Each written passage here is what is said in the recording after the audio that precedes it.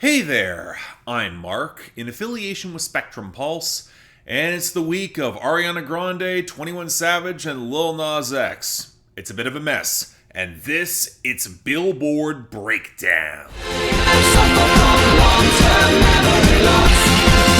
I don't remember. You know, I had expected this week to be a little slower. Yes, it was going to be busy due to a fight for the #1 and 21 Savage's album bomb, but the buzz seems inconsistent to say the least. It was tough to assess how much was really happening, and turns out it's probably the first busy week of the Hot 100 in the calendar year of 2024. And more importantly, it's interesting in how the album bomb impacted the Hot 100 in its current state. But before we get into all that, our first big story is in our top 10, debuting at #1, Yes and by Ariana Grande. And I've been predicting this for some time now. It's not surprising, but the margin was closer than I expected, mostly because she's got dominance on sales and streaming, and she is seeing radio traction. Lovin' on Me by Jack Harlow is holding its own at #2, with continued radio support and sitting right behind her on streaming and sales. Odds are he's gonna retake the #1 spot unless Ariana can close that radio gap and streaming holds up. Now this nudges back Cruel Summer by Taylor Swift to #3,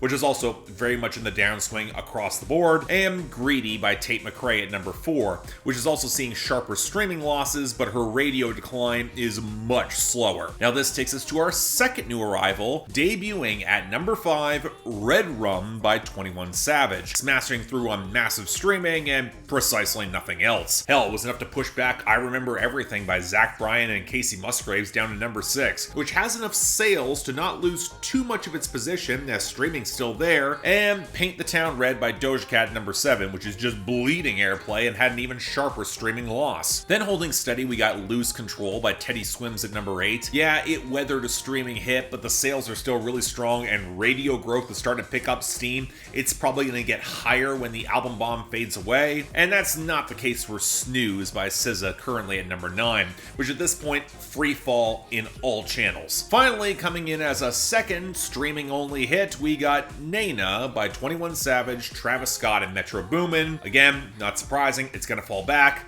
We'll get to this later. Now this takes us neatly to our losers and dropouts, and man, we got a lot of them this week. Although probably fewer dropouts than you might expect given how big this album bomb is. Yeah, there are some bigger songs forced out like Kill Bill by SZA, I Know by Travis Scott, Hey Driver by Zach Bryan and the War and Treaty, You're Losing Me, and Now That We Don't Talk by Taylor Swift, Bad Idea Right by Olivia Rodrigo, Slime You Out by Drake and SZA, and Can't Have Mine by Dylan Scott, but honestly I expected even more than that. Now that might be because the album bomb's impact was a little bit more spread out, and with songs debuting later in 2023, it's harder to force them directly into recurrence. Of course, that also means we still got 40 losses, over 40 actually. So let's start off with the one new arrival that saw a blow, Cole by Dylan Gossett at 99. And the only gains that fell back are by Big X The Plug at 80, Il Oro by Junior H at 90, and My Eyes by Travis Scott at 97.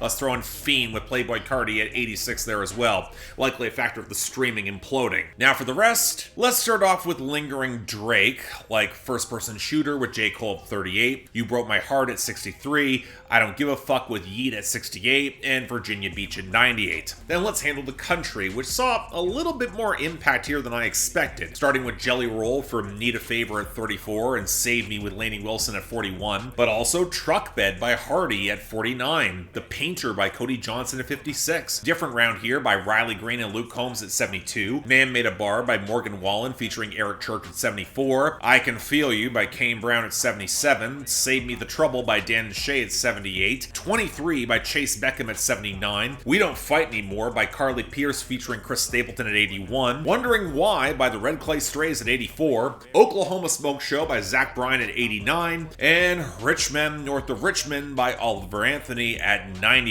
Then we got a slew of Latin music here, like Monaco and Perro Negro with Fied by Bad Bunny at 64 and 91 respectively, Harley Quinn by Fuerza Regida and Marshmello at 65, El Amor de Su Vida by Grupo Frontera and Grupo Firm at 82, Que Onda by Cali 24, Chino Pacas and Fuerza Regida at 83, and Segun Quien by Maluma and Karen Leon at 92. Then The rest. Let's work from the bottom up. Great Gatsby by Rod Wave at 100, Northern Attitude by Noah Kahan and Hosier at 95, Standing Next to You by Jungkook at 87, Can't Catch Me Now, Get 'Em Back, and Vampire by Olivia Rodrigo at 85, 61, and 42 respectively. One of the Girls by The Weeknd, Jenny, and Lily Rose Depp at 73. Side note, I know I made a mistake misattributing this song a couple weeks back. That's on me. I think I was subconsciously trying to put in the Better Song by Troye Sivan there. But anyway, 500 Pounds by Lil Tecca at 71, and Strangers by Kenya Grace at 54. Finally,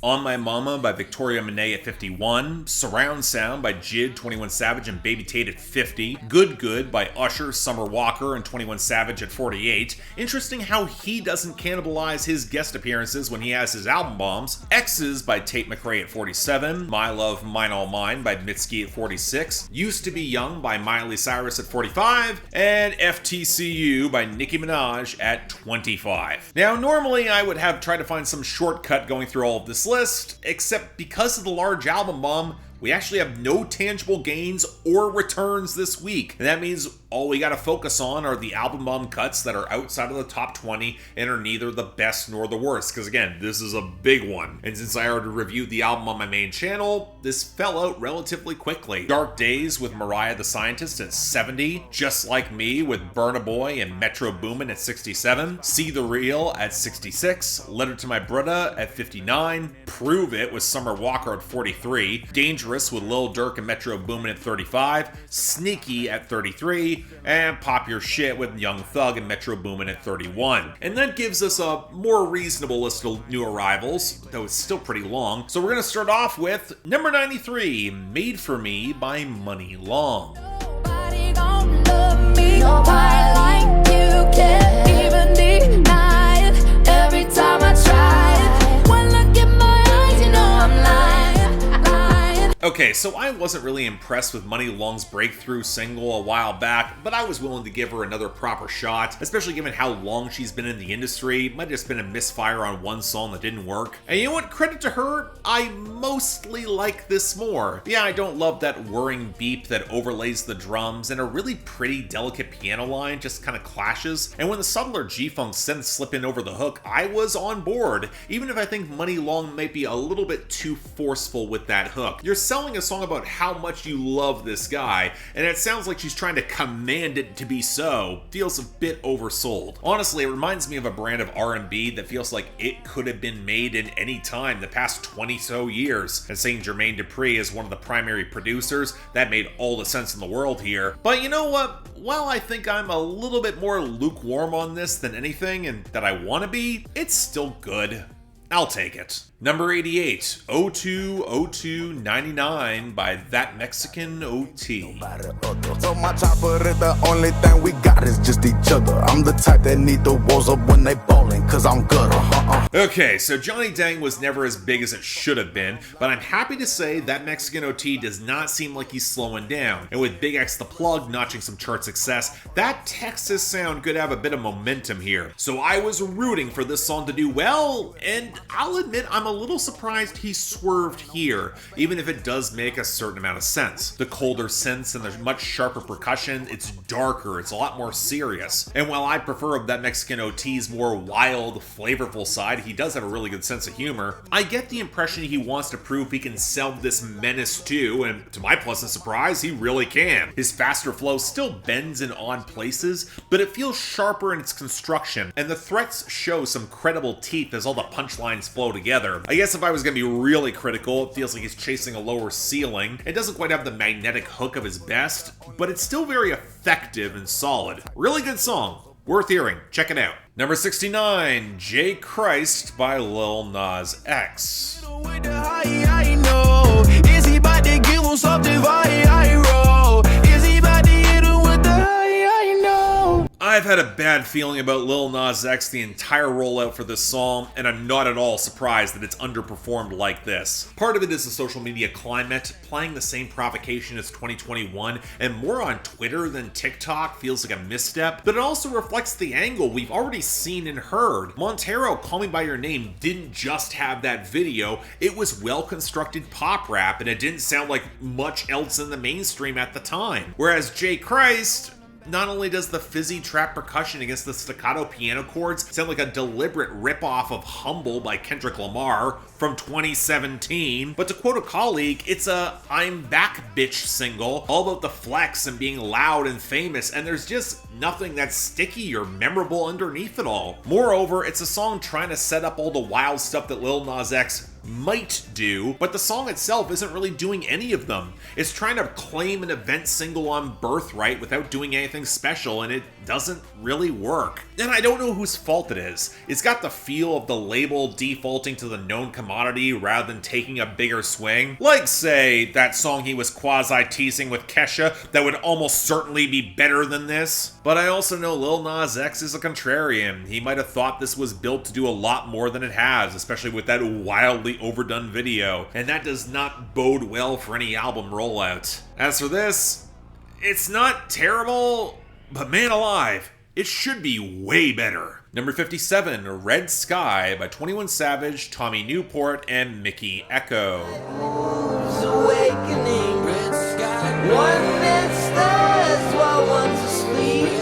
Before the dawn is Okay, this one confuses me. Why are Tommy Newport and Mikky Ekko trying to pull off a bad Ryan Tedder impression from 2011 for that hook? Actually, better question, why does this arranged melody sound so ugly, flimsy, and also imported from over a decade ago to back up the stock trap percussion? It sounds like nothing else on the album in the wrong way, where I think the assumption might be is because 21 Savage is rapping on it, it then feels contemporary. But then we got that second line in the first verse, live on the toilet, I stay on my shit. Sounds like fiber is the right answer for you here, dude. And then they got the stock gunplay, something you would hear in every other 21 Savage song. And when the content isn't special or interesting, I wind up focusing on the bad production and the worst hook and that really bad line. Yeah, this isn't good. Everyone skip it. Number 40, Should Have Worn a Bonnet by 21 Savage and Brent Faiyaz. Should've wore your bonnet, running from me,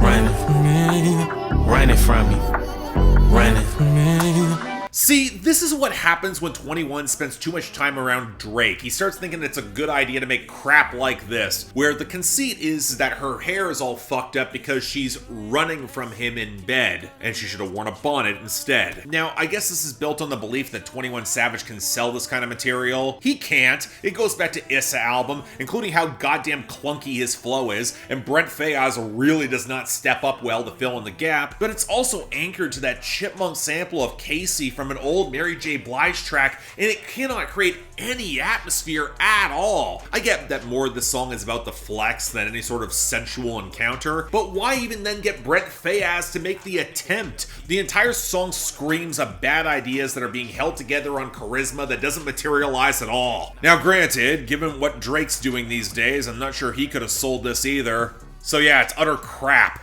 Next. Number 23, Igual Que Un Angel by Uchis and Peso Pluma.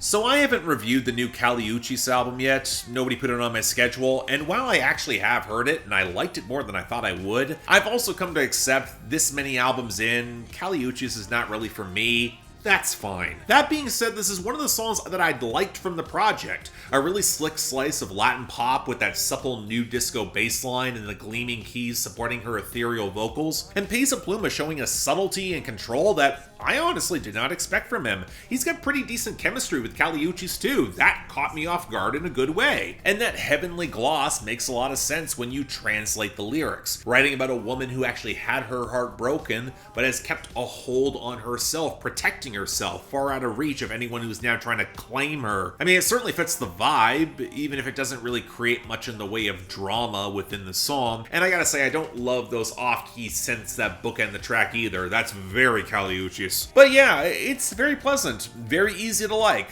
Not at all surprised that it's done well. Good stuff. Number 19, N.H.I.E by 21 Savage and Doja Cat. Nigga, hell nah, fake the truth. Play by rules, play with you. That ain't something I would do. So So here's something that's mildly amusing. This was apparently intended for Doja Cat's album Scarlet last year. It wound up getting cut and showing up on 21 Savage's album instead. And because he's on Epic and not RCA, the Reject song has a better chance of charting high on the Hot 100 based on streaming than the majority of Doja Cat's album proper. What's frustrating is that it kind of feels like it was cut for a reason. The creeping guitar phrases around the stock trap percussion and Doja Cat's ad-libs, they create some menace for that hook, but not really as much as you would hope. 21 Savage's verse feels very stock, outside of the line, I'll pop at his ass, he a pimple, and then honestly, Doja Cat kind of steals the show. I get why it was intended for her album, as she dismisses going to weak men or falling beneath her idols. Although I do question her line that she doesn't start petty beef, or her quasi-meta use of ad-lib, which isn't even the first time she's done that. It feels more like a placeholder for something she would put in later. Honestly, the track just feels more like a throwaway, more disposable, almost unfinished than anything else. Not precisely bad, but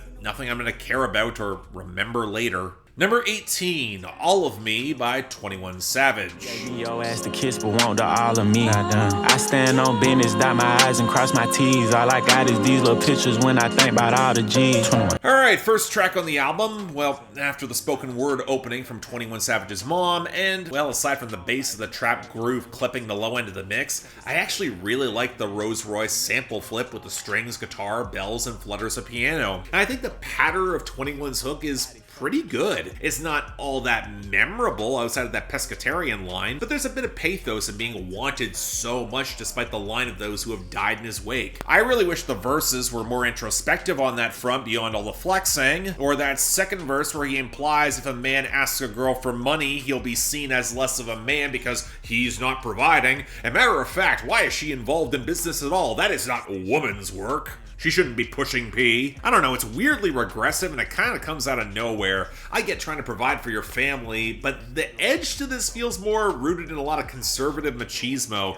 where the song doesn't have enough going on otherwise to ignore it. So yeah, the production and the hook, they're fine. Shame about the rest of it. Number 10, Nee-nah by 21 Savage, Travis Scott, and Metro Boomin. I spent $500,000 on dismissals. It's gonna be a hearse, not a verse if I dish you. Okay, I'm gonna say something nice about Travis Scott for once. He sounds like he cared more about this verse than I personally expected, pulling off his best Kanye West impression, and while there are a couple sleazier lines, he sounds tighter and more engaged in the driving flex through the elegant beat switch into the trap sound midway through his verse than I personally expected. More of this, Travis. I don't know why you got away from it. And 21 Savage isn't bad here either. The shout out on the hook works, the threats are a little bit sharper on his verse, and I really like the references to Usher and to Virgil's disappointment that 21's back on his shit again, looking down from heaven. If I've got a critique though, it might be with the production from Metro Boomin. The melody feels kind of flat behind the trap patter and spare piano. I really liked it before the beat switch, and I think there could have been more outside of that beat switch to give this a little more punch. It just feels kind of undercooked. But honestly, I do get why it works. It's fine. It's decent. Number 5, Redrum by 21 Savage. I thought a nigga said something. Thought a nigga said something. G-Block, all we know is red rum. It's my favorite song on the album. I guess I'm happy that the general public seems to have agreed. I really dug that Brazilian sample flip that feels damn near operatic, that transitions into the creeping trap groove pretty effectively, and 21 sticks to that narrow lane of gangsta threats and gunplay, full of venomous disgust at the snitches and those who waste their time subtweeting him for those who keep it real. That last sentiment I actually kind of appreciate, go figure. Honestly, just not a lot to say beyond that. The flows are tight, I think the productions are really good. 21 Savage doesn't drop any obvious toilet humor and references. He sounds focused. I can't say it rises to the best of what 21 Savage did with Savage Mode 2, but it's probably the closest to fitting in that lane. I think that's why I like it. Again, definitely effective. And finally, number 1, Yes And by Ariana Grande.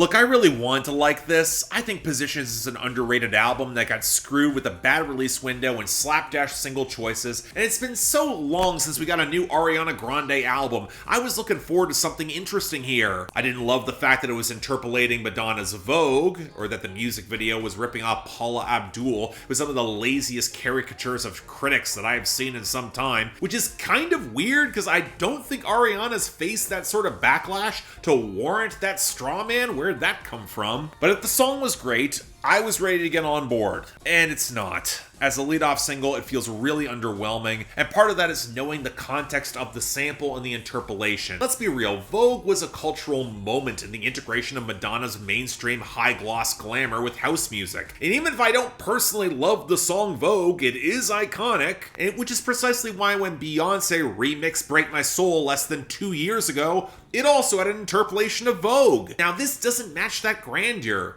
Not that it doesn't sound well produced, or Ariana Grande doesn't sound good on it. I actually really like the vocal melody a lot, especially on the verses, and Max Martin brings his usual shine to the production, but the hook feels kind of stilted and about the furthest thing from anthemic. It's trying to be very imperious in its dismissal, but it's just giving no energy. I also don't like how they chop that sample that opens up the song, or how the fizzy house percussion feels really stock against the keys and bass line. But what I think killed the vibe for me was that very hush bridge and by extension the lyrics. It's trying to sell being so done with everything, claiming one's truth and then striding forth and owning it. But that kind of runs cross-purpose with the bridge, which is all about deflection. And it creates this odd tension that just makes me think that Ariana Grande wants to control the narrative, just take all the power. And you know what, that could be fine, but it's not an interesting focal point for the lead-off single, especially when Thank You Next already showed the proper way to do it. I kind of ironic that this dropped the same day as Lil Nas X, because it's riding on hype and celebrity, but just has very little to back it up. This is more refined as a whole, but it's also her weakest lead-off single to date, and suddenly I'm now very worried about that next album. Not a good sign, even if this is okay,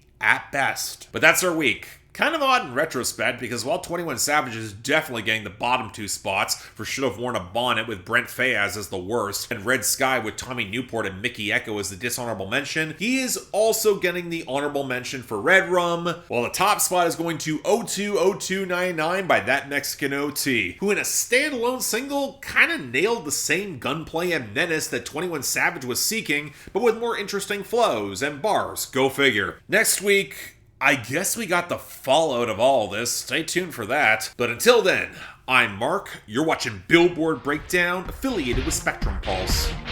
And I'll see you next time.